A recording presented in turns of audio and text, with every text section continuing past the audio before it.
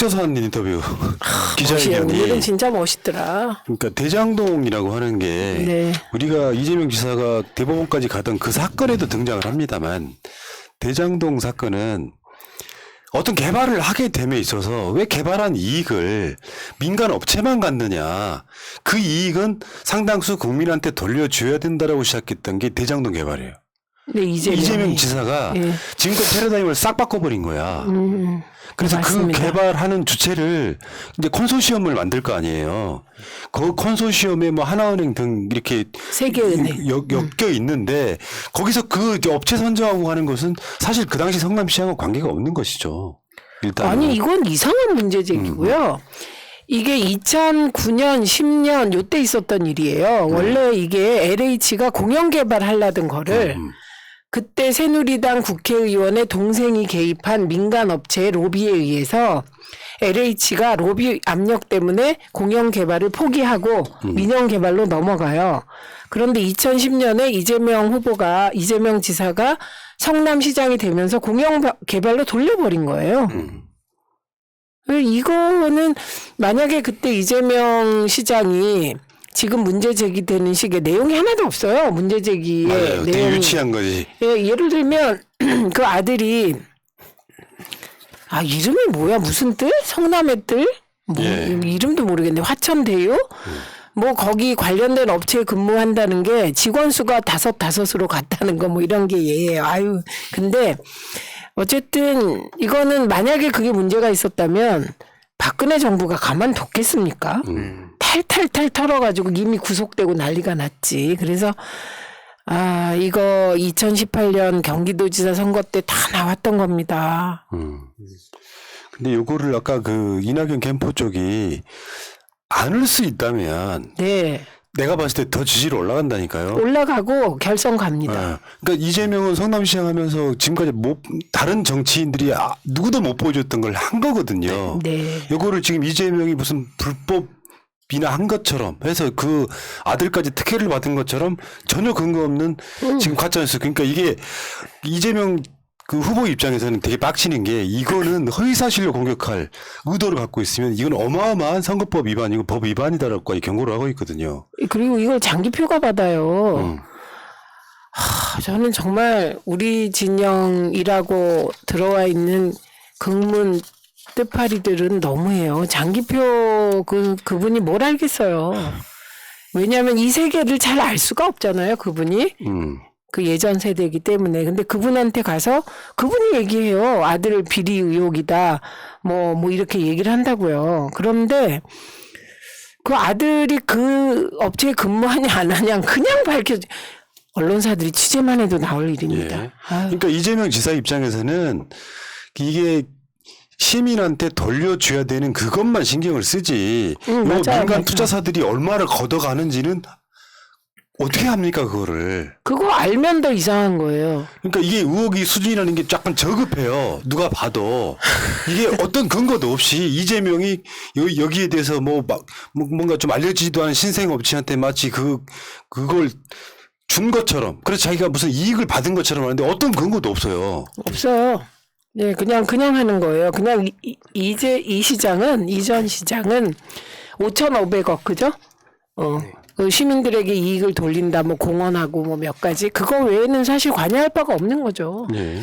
그러니까 저는 이런 상황들 보면서 어떤 생각이 드냐면 이 과학적인 건 아니에요. 근데 뭐 예를 들어서 개혁에 앞장서지 않는 사람들이 다 적폐다 이런 얘기는 아닙니다. 다만 개혁에 앞장선 사람, 특히 이재명 도지사라든지 뭐 조국 장관님, 최민희 의원님 이런 분들 보면서 상식적으로 이렇게 앞장선 사람이 뭔가 뒤가 꾸릴 짓을 할까, 상식적으로 어떻게 털릴지도 어떻게 표적이 될지도 뻔히 알고 있는 이 마당에 그러니까 우리가 좀 상식적으로 접근했으면 좋겠다는 말씀을 드리고 싶습니다. 시민들도 믿었으면 좋겠다. 예. 아니 이거는 그냥 나오는 거라니까요. 예. 네, 그 회사 가면. 그리고 저는 그러네. 지금 생각하니까 이제 이게 박근혜 정부 때예요. 여기 지금 이명박 박근혜에 걸쳐서 일어난 일이에요. 그 정부 때. 이 대장동 개발이 원래는 지금 국민의힘 소속의 신모 의원이라고 네네네. 이 사람이 주동이 돼서 추진을 했었는데 요거를 이재명이 시장이 되면서 환수한 거예요. 그래서 지금 시민한테 돌아간 돈만 5,503억 원이 시민의 이익금으로 돌아갔어요. 예를 들면 뭐 이렇게 이 중에 그 녹지 있잖아요. 이 녹지를 이제 개발해서 아파트 같은 걸 지어야 돼.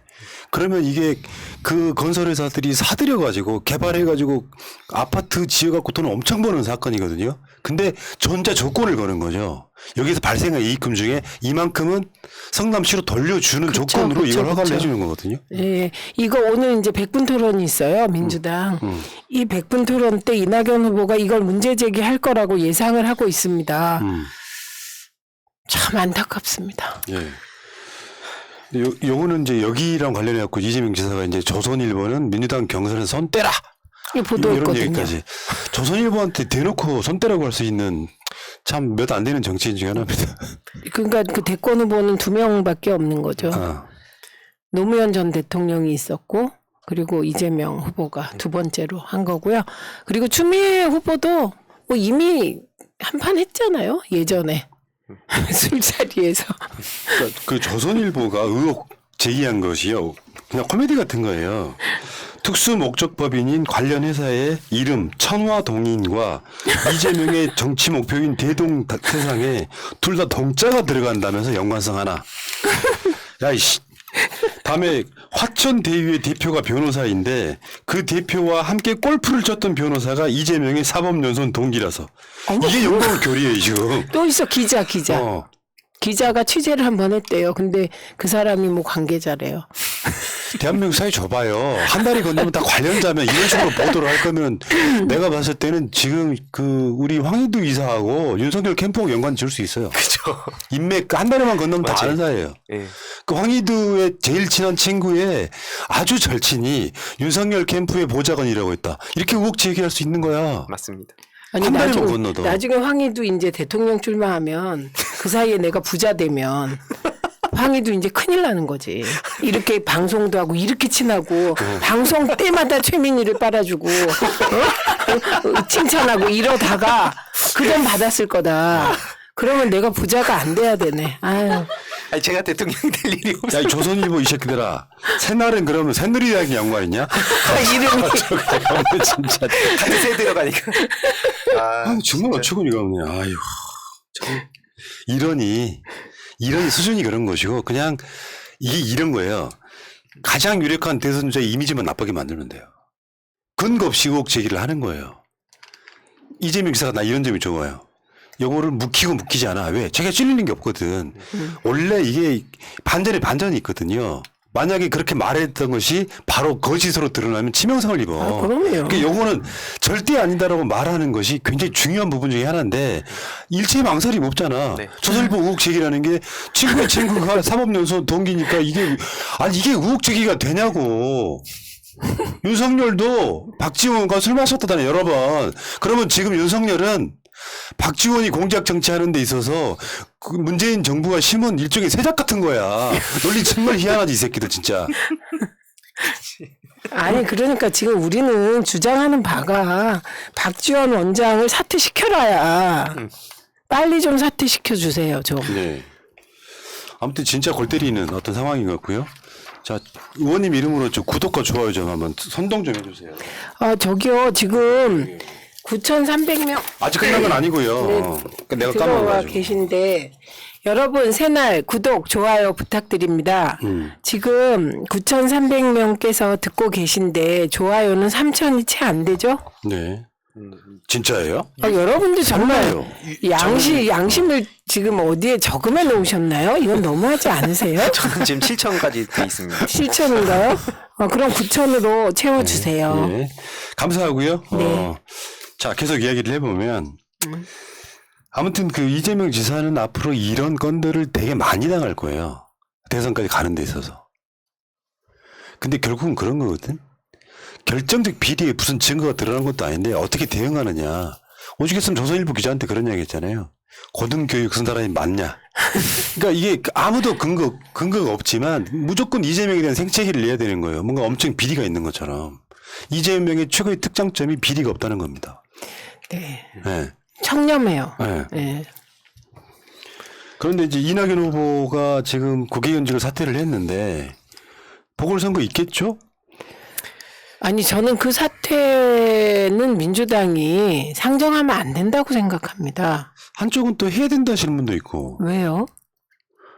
직업 선택의 자유를 보장하는 아니 그건 선택이 아니라 버릴 자유. 직업 선택의 자유. 아, 국회의원 하기 싫으신 거잖아요. 그거보다는 대통령이 더 하고 싶으신 거니까. 그 다음에 나오시면 되잖아요. 근데 이게 저는 윤희숙 의원의 사태 의결됐잖아요. 네. 그거는 본인의 거짓말에 본인이 못 견딘 측면과 그리고 그 서초구 그쪽은 민주당이 될 가능성이 제가 보기 제로에 가까운 지역이에요. 그렇기 때문에 되게 부담 없이 국민의힘이 밀어붙인 거예요. 재선거를 해도 자기들이 되니까. 그런데 종로의 경우는 사실은 대선과 종로가 같이 치루어지면 이 종로 선거구가 굉장히 중요한 변수가 됩니다. 그럼 이게 왜 민주당에게 안 좋냐면 대선은 대선에 집중해야 되는데 포인트가 흐려져요. 그러면 예를 들면 이준석이 나오잖아요. 그럼 젠더 이슈가 부각됩니다. 그게 뭐 꼭 플러스 될지 마이너스 될지는 아무도 모르죠. 그래서 이렇게 대선을 이슈를 분산시키면서 치르는 것은 수성하는 쪽에는 별로 좋은 전략이 아니죠. 그렇죠. 예, 지킬 곳이 많아지면은 선택과 집중도 안 되고. 네, 그리고 저는 정말 죄송한 말씀이지만 대권 경선 중간에 의원직을 버리고 그게 종로인데 이건 정말 선당후사의 정신과는 멀다고 생각합니다. 예. 자, 여러분 그 1986년에 경인일보 기사를 한번 보겠습니다. 저게요. 국졸로 23세 사법시험 합격. 이재명 지사의 기사입니다. 지역에서 억울한 사람도 도울 터 부르 국복 사법고시 합격한 이재명 씨. 위암으로 투병 생활을 하고 있는 아버님께 마지막 효도를 해드린 것 같습니다. 가정 형편이 어려워 중고등학교 과정을 검정고시로 마치고 올해 28회 사법고시에 당당히 합격한 이재명 씨, 괄호 열고 23세, 성남시 상대원동 1752에서 2번지. 어릴 때부터 공장에 다니며 집안일을 도와야 했던 이 씨지만 어려웠던 그 시절이 지금의 영광을 안게 한 밑거름이 되었다고 말한다. 국민학교를 졸업한 해인 13세 때 가정 형편상 중학교 진학을 포기하고 공장에 취직한 이 씨는 학업을 포기하지 않고 밤잠을 미뤄가며 공부 78년과 80년에 중학교와 고교 졸업 자격 검정고시에 각각 합격했다. 중앙대 법대 재학대에도 4년 동안 줄곧 장학생으로 지낸 이 씨는 대학교를 졸업한 올해 첫 도전에 영광을 안았다.